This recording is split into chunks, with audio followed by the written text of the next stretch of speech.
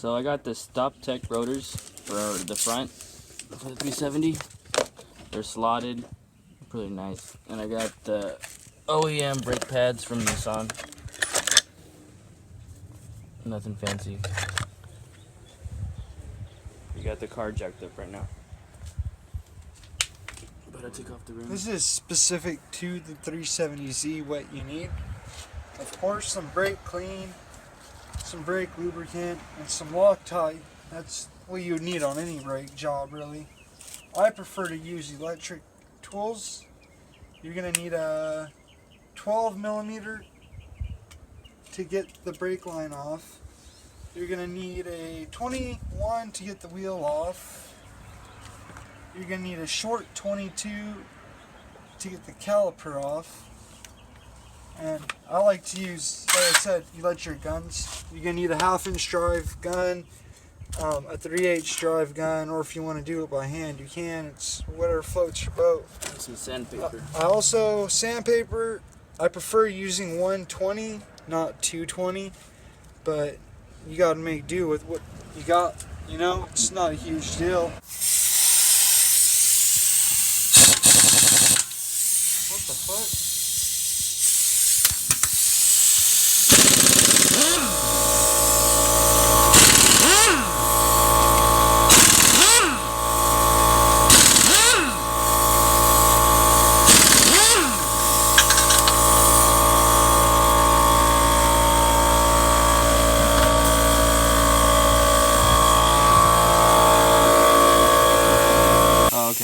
You know what I mean?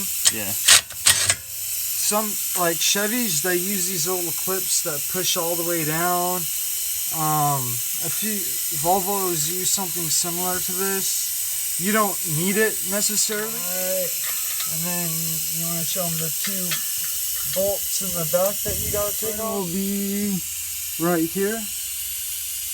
That one, and where's the other one? And then the other one is right here. Alright. So those are the first ones we got to get off? Sure do. Replace your caliper as well, which you wouldn't do on this because it's a 4-piston caliper. They're really hard to find. You'd undo that. That's your brake fluid line. Okay.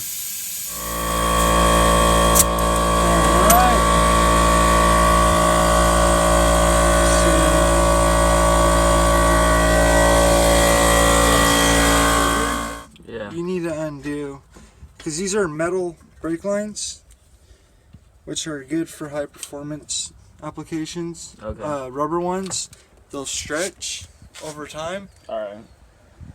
leaving you with a softer pedal. The metal line bracket, so we have a little bit of leeway. Let me look back here and see if we have any more we can take off. Yeah, we're gonna have to pop off that clip. I really don't like using pry bars. Alright, make sure this doesn't go flying. There we go. Pop that bad boy off, pop that off. Put all these parts in a little pile. And now we should have a little bit of... Alright, I'm going to move this out of the way. You pull the rotor off. So just like that, we got the rotor off. Now we just got to figure out what we're going to do with this caliper while we put the new one. Well, I know what to do. It's just a little tricky. Alright. You want to slap that new rotor on real quick? Let's go. So right now we're going to be cleaning the rotors so that, because there's sometimes a lot of debris lodged in there, or right now they're brand new, but you want to just make sure they're clean so that you don't want any abnormal like wear. So you want it to just be completely clean, and you want to clean the brake pads. So that's what we're doing right now.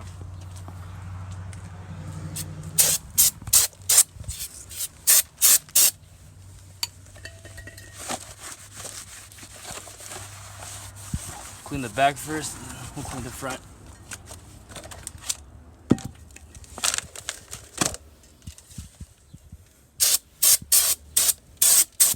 This stuff works for everything. I sprayed on paint.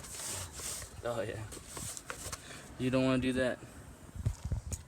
Normally they come with this piece right here, new brake pads, and they come with the new slide pins. I don't get why yours didn't, but I can get it out without breaking it. That's what you're worried about. First things first is you're going to want to remove these pins and save them for later. Hopefully this one's as easy as the last. Alright, where did I put that other one? Here, make sure we don't lose those. Those are very important to our cause. And then with a punch or something skinny, stick it in that hole. Now I think I'm going to need a pry bar. There it goes.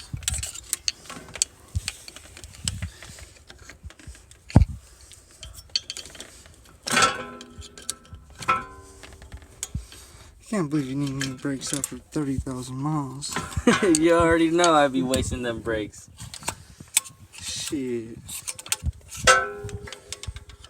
Dude, I've had cars come in with like 160, 170,000 miles. Never had a brake job before. Man, I must be doing something wrong. Heavy braking, riding the brake. Probably a little bit of both. If not more heavy braking. Shit.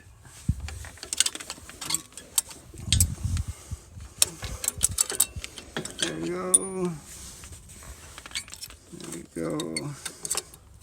I thought your brake pads would have came with all new There it this, goes. so I did bend this back a little bit. Oh, dude, check that out. Look at that brake pad. That's like at least 4mm. We wouldn't suggest you to get them done if you were at Les Schuab. Oh, really? Did they tell you that you needed them? No. Yeah. I'm getting them done because my steering wheel shakes and it's all bad. And they're just unevenly worn. You know, it's always...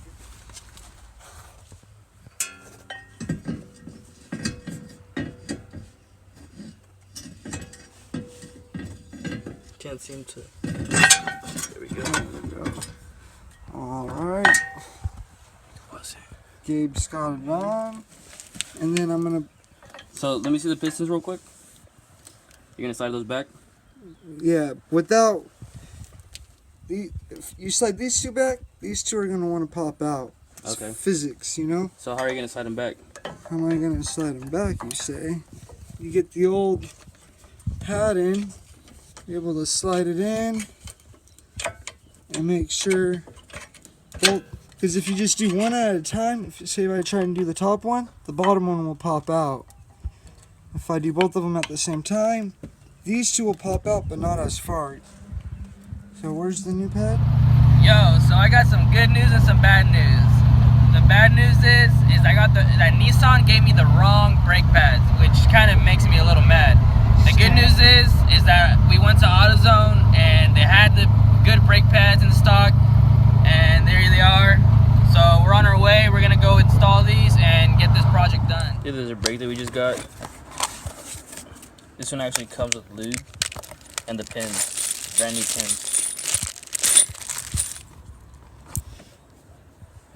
Let's see.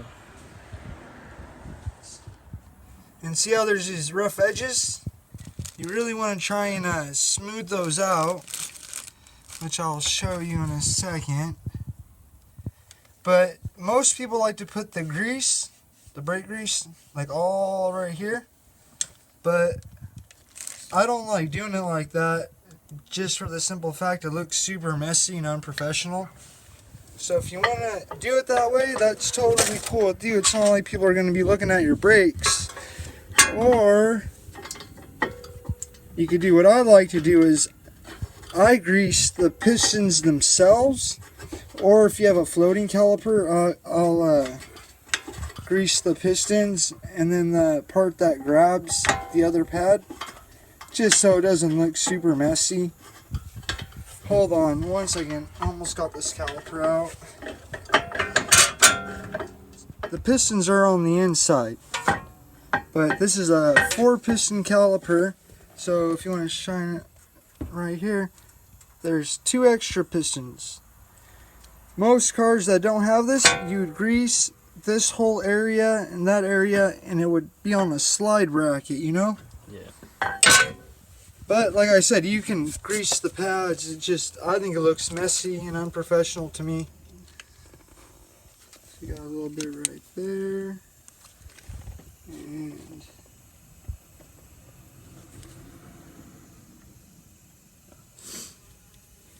right there. One more piston. Those rough edges, you're going to want to try and smooth them out as best as possible. Really, you want to use like 120 grit sandpaper. I think this is 220. That's all I had lying around. Attach the brake caliper back to the bracket. Yeah. It's always good to use some form of Loctite. Yeah. I prefer red Loctite. I think we accidentally grabbed Loctite green, which, you know, I've never had a caliper fall off on me even without Loctite. It's just extra security kind of thing. Gotcha. I wouldn't want to drive a car that didn't have Loctite on the caliper brackets, because if it were to fall off, you're in big trouble. So once you've put a little bit of Loctite on it, you don't got to go crazy with it. I like to do the top bolt first, make sure it's not cross-threaded. Do the bottom bolt second, make sure it's not cross-threaded. And now we are good. Now I'm about to turn on the air compressor again.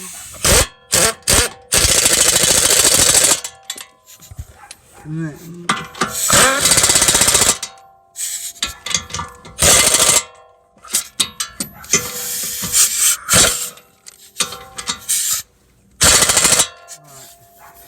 that's Most brake pads only come with 2 squeakers, and those squeakers, if it has the squeaker on it, it needs to go on the back, because it's easy to check if the front brakes are low. It's not easy to check if the back brakes are low. Okay. So that's why they have the squeaker there, and that's why they don't have one on every single brake pad. Also, you want to just apply a little bit of grease to any of the contact points that might contact.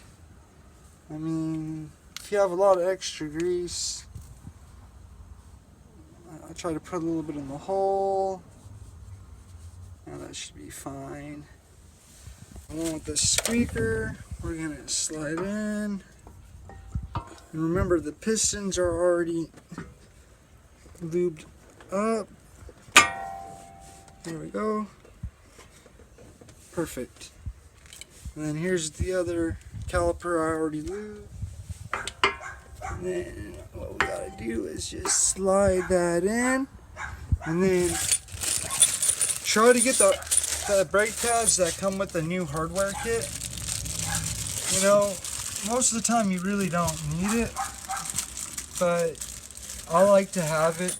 If you look at the old hardware, you could see where there's shiny parts from it rubbing plate. The plate keeps things from moving around and whatnot. You get the pins, and you go over, under, over, and then you reach your goal. But that's not reached yet on it.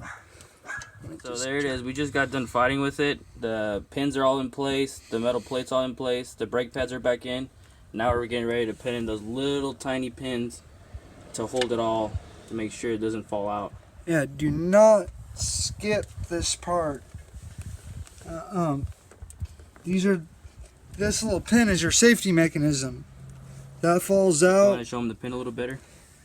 The pin falls out. The other pin falls out. That falls out. Your brake pads fall out.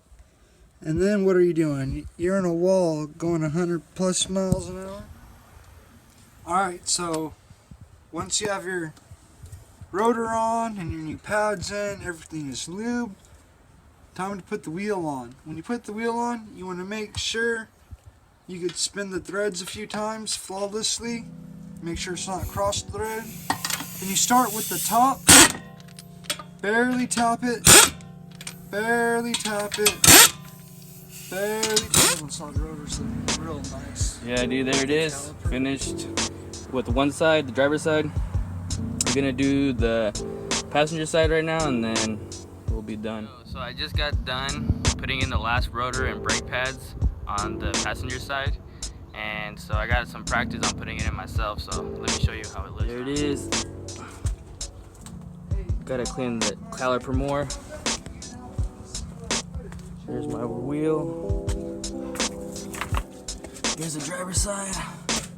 Nice. So I didn't have enough time to do the tie rods on the 240. That won't be till next weekend. But at least we got the Z all done. And so next weekend we'll just have a video for tie rods. And we're gonna install a poly lock on Shawn's Mustang so he can get his LSD in there so both wheels can be spinning. Remember you guys, you only live once, so let's go out there and make things happen.